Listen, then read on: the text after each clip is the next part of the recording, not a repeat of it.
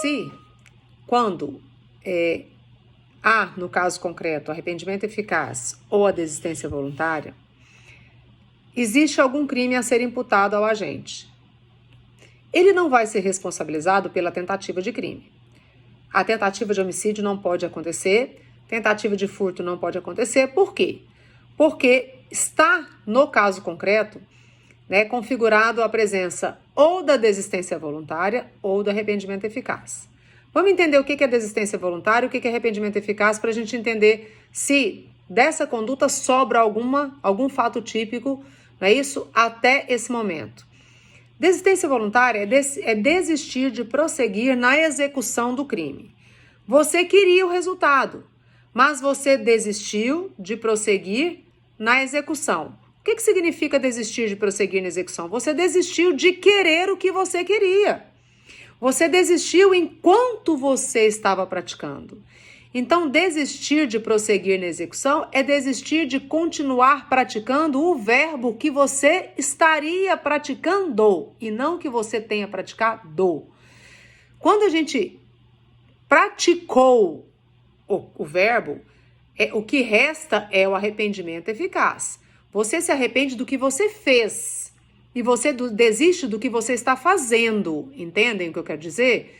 Então, existe muita diferença entre as duas coisas.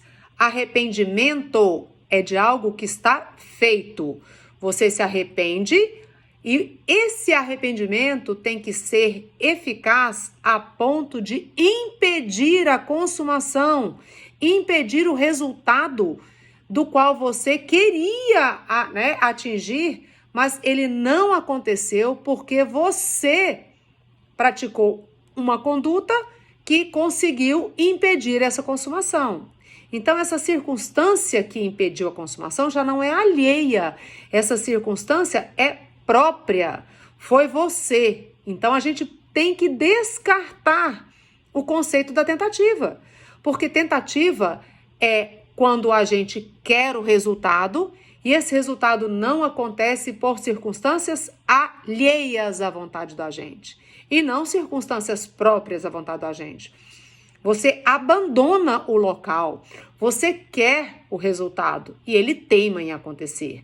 Eu quero furtar, mas o policial chegou exatamente no momento em que eu estava, querendo consumar o delito, querendo consumar a subtração. Eu queria, mas fui impedido, tá certo? Agora, eu queria, mas eu não quis mais.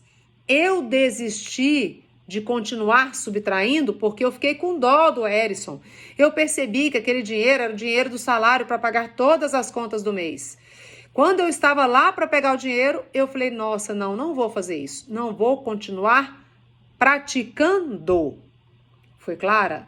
Então, arrepender-se é você arrepender a ponto de impedir a consumação. Se o crime está consumado e você se arrependeu, gente, é outra situação. Lembrem-se que nós estamos estudando situações que acontecem antes de estar consumado. Se por acaso o fato, que você está analisando tem um momento consumativo e você percebe que o crime já está consumado, como é o caso do furto. O sujeito saiu com o objeto e parou ele na esquina, um policial parou ele na esquina e falou, não, eu vou te devolver, doutor, não quero mais não, eu me arrependi. Ok, você se arrependeu, mas o furto está consumado, porque a subtração já aconteceu. Então, você não pode se arrepender depois da consumação e falar em arrependimento eficaz, tá certo? O arrependimento eficaz é antes da consumação. Fui clara?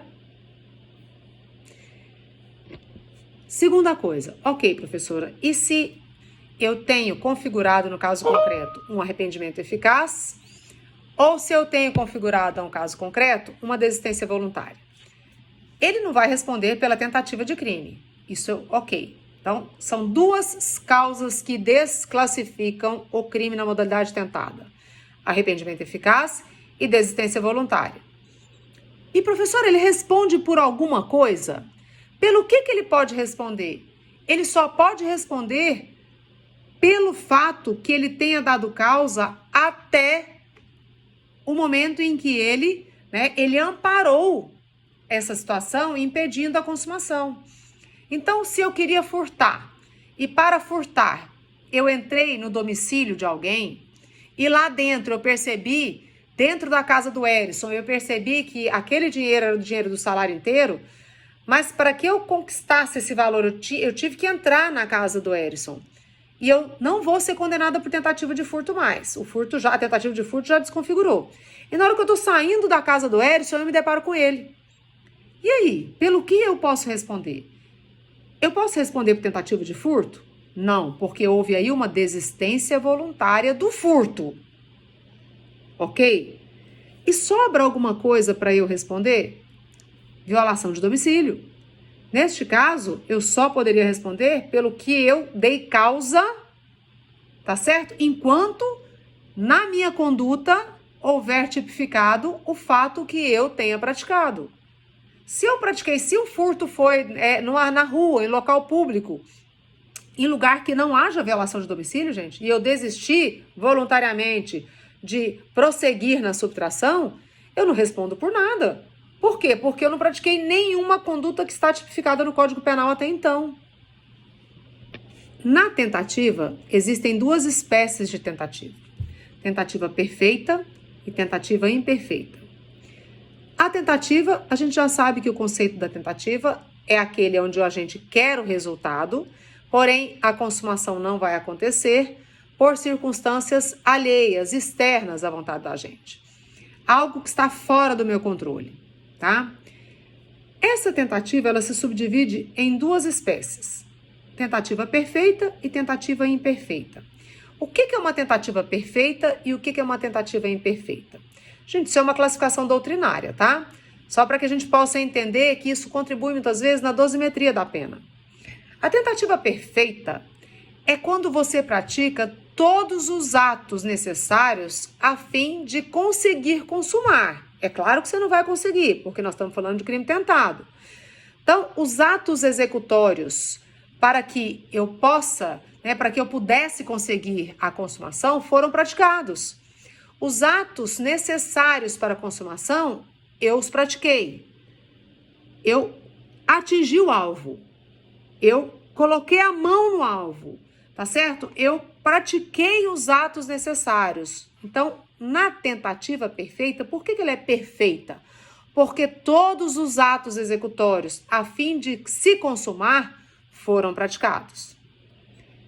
E a tentativa imperfeita, por que ela é imperfeita? Porque o ato executório é imperfeito. O que está imperfeito é o ato executório. Na perfeita, o ato executório é perfeito. Na imperfeita, o ato executório é falho. Eu vou dar um tiro em alguém e alguém vem, empurra a minha mão e eu atiro para o alto. Ou seja, eu não atingi o alvo. Então, o ato executório é que está imperfeito e eu jamais conseguiria, tá certo? Atingir a consumação. Eu vou atirar em alguém e a arma lenca. Não funciona. Eu atirei, eu apertei o gatilho. Porém, ela não funcionou. Professora, se eu atirar em alguém e a arma lencar, não funcionar, é tentativa de homicídio? É, gente. O que é tentativa mesmo? Quando a gente quer o resultado e a consumação não acontece por circunstâncias alheias. Qual que é a circunstância alheia aqui? A arma ter falhado. Por quê? Porque eu pratiquei todos os atos a fim de conseguir a consumação. Só que no ato executório houve uma falha. Então, essa é a classificação da tentativa imperfeita. Gente, arrependimento posterior. Se eu estou falando que o arrependimento ele é posterior, significa que ele é posterior à consumação. Ele é posterior ao fato consumado. Nós estávamos no artigo 15 tratando de arrependimento eficaz e desistência voluntária antes da consumação. O arrependimento posterior é um benefício concedido para quem já consumou o crime e pode ter, nessa pena, atenuada, uma minorante na pena dele, que é uma causa de diminuição de pena, Quando ele pratica o crime que não tenha violência e grave ameaça à pessoa e antes do recebimento da denúncia ou da queixa, ele restitua a coisa, repare o dano. Então, ele praticou um crime onde existe dano ao patrimônio, existe, né, a subtração da coisa. Ele poderá restituir ou reparar esse dano antes do recebimento da denúncia e ter direito ao arrependimento posterior. Entendem por que é posterior? Porque é posterior à consumação. Então, se ele arrepender e devolver o objeto furtado, não significa que o crime deixa de existir. Ele vai ser condenado pelo crime consumado. Então, na pena do crime de furto, que é, por exemplo, de 1 a 4 anos, ele tem direito à diminuição dessa pena em razão do arrependimento posterior.